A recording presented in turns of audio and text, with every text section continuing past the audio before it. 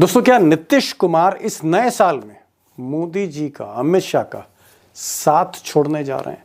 और क्या साथ छोड़कर, मोदी जी का एनडीए छोड़कर, क्या नीतीश कुमार लालू यादव के साथ मिलकर सरकार बनाने जा रहे हैं? और ये जो प्लान है, लालू का जो प्लान है, प्रोजेक्ट लालू है, क्या इसमें कांग्रेस और वामपंथी दल, बिहार की जो वामपंथी पार्टी हैं जिनके ठीक ठाक विधायक हैं, क्या इनकी भी सहमति है, इनकी भी मोहर है इस प्लान पर?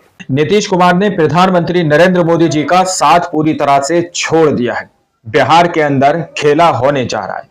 क्या अब नीतीश कुमार प्रधानमंत्री नरेंद्र मोदी जी की कुर्सी के लिए एक बड़ा खतरा बन चुके हैं? क्या नीतीश कुमार मोदी जी की सरकार को अब गिराने जा रहे हैं? जिस तरह से ऑफर लालू प्रसाद यादव की तरफ से नीतीश कुमार के सामने डाला गया, दोस्तों आखिर क्या कुछ होने जा रहा है और किस तरह से यहां पर भाजपा के खेमों के अंदर खलबली मची हुई है। हमारे साथ वरिष्ठ पत्रकार मौजूद हैं दीपक शर्मा जी, उनकी इस रिपोर्ट को देखिए। नमस्कार, मैं दीपक शर्मा हूं, मेरे यूट्यूब मंच पर आपका स्वागत। दोस्तों, क्या नीतीश कुमार इस नए साल में मोदी जी का, अमित शाह का साथ छोड़ने जा रहे हैं? और क्या साथ छोड़कर, मोदी जी का एनडीए छोड़कर, क्या नीतीश कुमार लालू यादव के साथ मिलकर सरकार बनाने जा रहे हैं?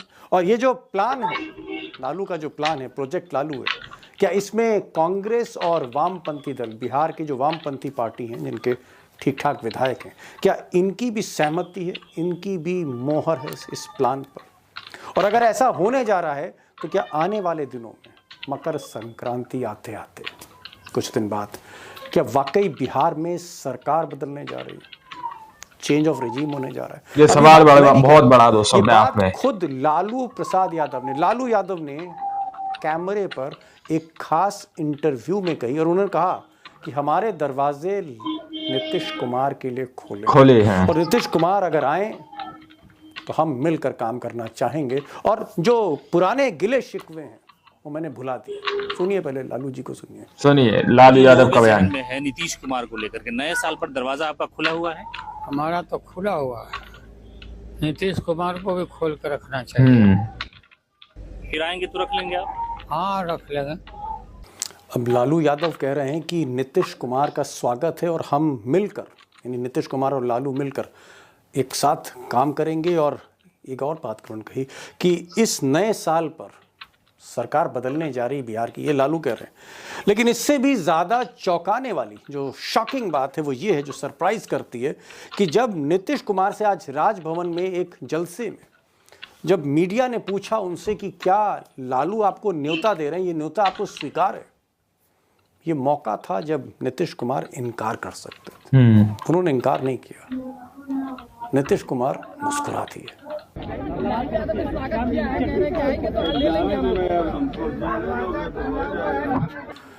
ये सीधे मुस्कुरा कर हिंट दी उन्होंने। मुस्कुराना ये भी बहुत सी बातों की तरफ इशारा करता है। लेकिन दोस्तों, इससे भी चौंकाने वाली बात एक हुई उसी राजभवन में जहां पर शपथ ले रहे थे नए राज्यपाल आरिफ मोहम्मद खान। उसी राजभवन में जब नीतीश कुमार का कुछ देर बाद तेजस्वी यादव से सामना हुआ, रूबरू हुआ, तो ना सिर्फ नमस्कार किया, अभिवादन किया, नीतीश कुमार ने आउट ऑफ द वे जाकर तेजस्वी के कंधे पर हाथ रख दिया। ये भी बात मामूली नहीं है। तो इधर नीतीश कुमार जो है वो तेजस्वी के कंधे पर हाथ रख रहे हैं और भतीजा जो है चाचा को नमस्कार कर रहा है। और उधर राजभवन में ही कांग्रेस, जो लालू के साथी हैं, साझेदार हैं, पार्टनर हैं, कांग्रेस कह रही है कि भाई नीतीश कुमार जो है वो गांधी विचारधारा के हैं और उन्हें बीजेपी छोड़कर हमारे साथ आ जाना चाहिए, यानी इंडिया अलायंस के साथ आ जाना चाहिए। जी की विचारधारा तो गांधीवादी विचारधारा, हम मानते हैं कि गांधीवादी विचारधारा के लोग हैं, उनको इधर आ जाना चाहिए। अब दोस्तों, बिहार में बारात तो एकदम लगता है सज चुकी है। लालू तैयार हैं, तेजस्वी भी कहीं ना कहीं तैयार ही हैं, इशारों में। वामपंथी जो इंडिया गठबंधन के जो है मुख्य, आप कह सकते हैं, साझेदार हैं बिहार में, वो भी तैयार हैं, कांग्रेस भी तैयार है। तो बाराती तैयार हैं, अब दूल्हे को फैसला ले रहा है घोड़ी पर सवार होने का। तो नीतीश कुमार क्या फैसला लेंगे आने वाले दिनों में? क्या वाकई लालू का ऑफर जो है, न्यू ईयर का नया ऑफर, न्यू ऑफर स्वीकार करते हैं? ये नीतीश कुमार को तय करना आने वाले दिनों में।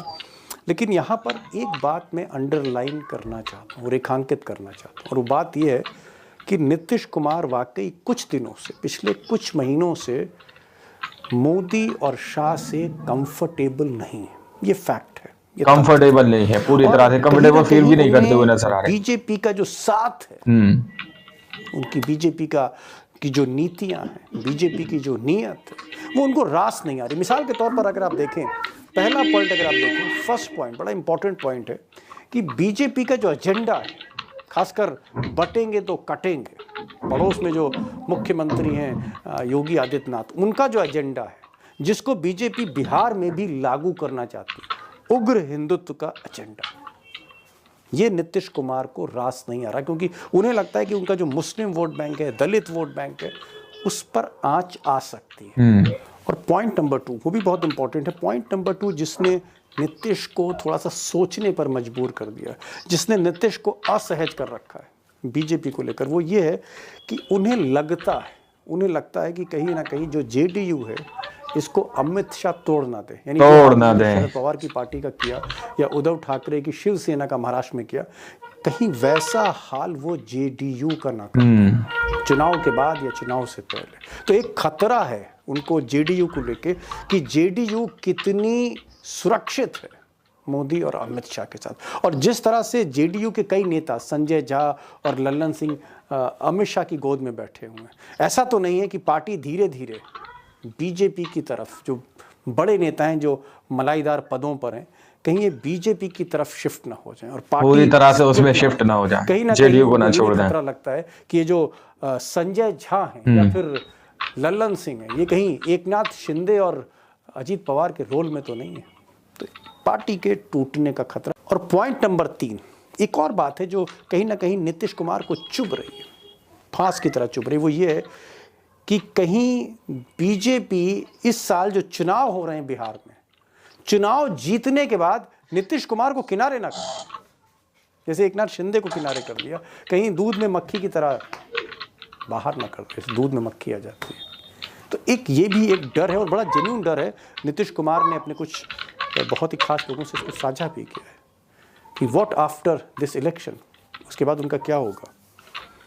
एक और पॉइंट है, और ये पॉइंट तो मैं कहूँगा एक संकेत है कि मोदी जी से और शाह साहब से जो नीतीश कुमार की पहली बॉडी लैंग्वेज थी, जो उनका कम्युनिकेशन था, वो जो संवाद था, वो संवादहीनता में बदल रहा है। मनमोहन सिंह अलग थलग श्रद्धांजलि देने देखते हुए नजर आ रहे हैं। 2 दिन थे वो दिल्ली में, और 2 दिन दिल्ली में है, मोदी और शाह के घर से कुछ कोस दूर पर या कुछ कदम दूर पर, लेकिन ना उनकी मुलाकात मोदी से हुई, ना ही उनकी मुलाकात अमित शाह से हुई, ना ही नीतीश कुमार की मुलाकात नड्डा में दिल्ली से।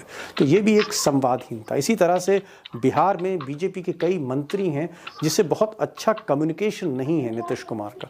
लोग ऐसा भी कहते हैं, बहुत सी बीजेपी के मंत्रियों की जो फाइलें हैं वो नीतीश कुमार के टेबल पर पड़ी रहती है, नीतीश कुमार क्लियर नहीं करते।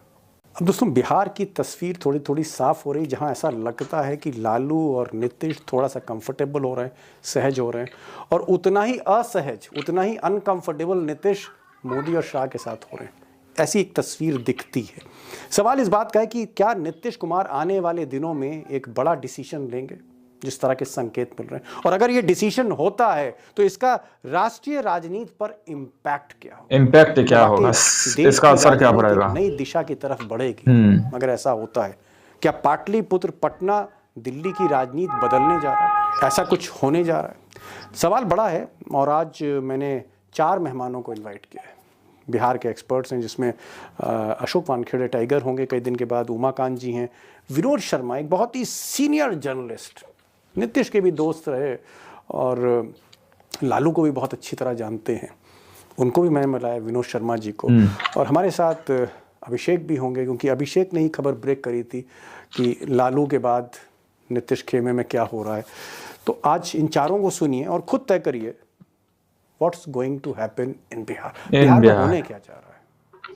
टाइगर, ये जो खेल है, लालू यादव कह रहे हैं कि साहब पुराने गिले शिकवे में भूल गया, और जो दरवाजे हैं खोल दिए, दिल भी खोला है और दरवाजा भी खोल दिया है। और इधर बीजेपी में हड़कंप है, कांग्रेस कह रही है कि नीतीश आए तो उनका स्वागत है, है। नीतीश को इंडिया अलायंस की कमान सौंपने की तैयारी हो रही। What is this sir? What is 2025? 2025 is going to be very difficult. It's going to be very funny. It's going to be very difficult is very funny. सवाल ये है 2025 कि नीतीश कुमार, मैं आपको बता दूं, आप और हम बैठे हुए थे जी स्वर्गीय येचुरी जी के पास। जी हाँ, जी हाँ, जी हाँ। तब येचुरी जी ने यही कहा था कि नीतीश जब वापस आए तो हमने कहा कि Nitish ji, everybody loves you, but credibility का सवाल है।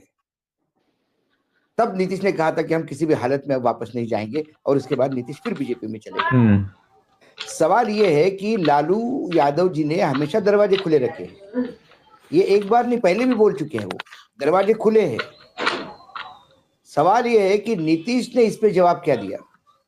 ये मेन पॉइंट है कि नीतीश कुमार ने आखिर क्या जवाब दिया इस पर। राज्यपाल महोदय के शपथ विधि के बाद तो नीतीश ने सिर्फ हाथ जोड़ के वहां से निकल लिया, नरोवा कुछ नरोवा। दूसरी बात, नीतीश एनडीए में ही रहेंगे, एनडीए में थे और एनडीए में ही रहेंगे, ये बात लल्लन सिंह बोल रहे हैं, जो पार्टी में कोई पदाधिकारी नहीं है, न स्पोक्स पर्सन है। वर्तमान में लल्लन सिंह बीजेपी के साथ, बीजेपी के साथ सत्ता का मक्खन खा रहे हैं। तो उनको ये अधिकार किसने दिया कि जनता दल यूनाइटेड की तरफ स्टेटमेंट देने का? ये सब प्रॉक्सी वॉर चल रहा है। जब लालू जी का भी वो कोई शेड्यूल्ड इंटरव्यू नहीं था, राजू जी को जब पूछा तो उन्होंने कहा कि बिल्कुल नीतीश के लिए तो अच्छा, लालू यादव और मुलायम सिंह जी ऐसे दो लोग थे राजनीति में, मतलब मुलायम जी थे जी, कि वो कभी गिले शिकवे नहीं रखते थे। चलो चलता है, होता है, कभी मनबन भी होती है।